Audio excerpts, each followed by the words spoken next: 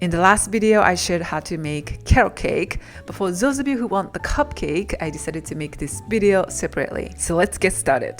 First, as a preparation, set cupcake liners on a cupcake pan and dice toasted pecans or walnuts and finely shred carrots.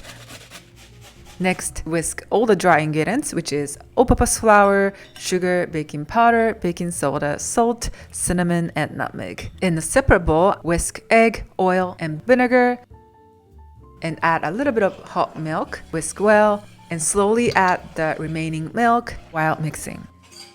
Add the dry ingredients and whisk until smooth.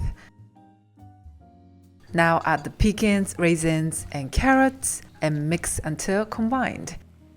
Divide the batter into the prepared pan. So this is the half batch of the carrot cake recipe, which is enough to make 12 cupcakes. Be careful not to overbake them. Bake until the top bounces back gently, which usually takes about 18 to 19 minutes with my oven. Next, to make the cream cheese frosting, whip softened butter, salt, and powdered sugar until fluffy, and add cold cream cheese, and again whip until fluffy. And that's it. And frost the cupcakes as you like, using a piping bag, cake spatula, or spoon, and sprinkle toasted pecans or whichever topping you like. And that's it. Enjoy the perfectly moist and soft carrot cake cupcakes. It is so delicious.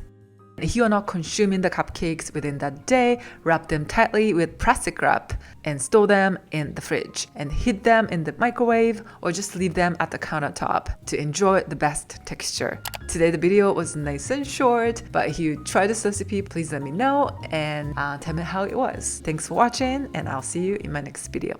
Bye bye.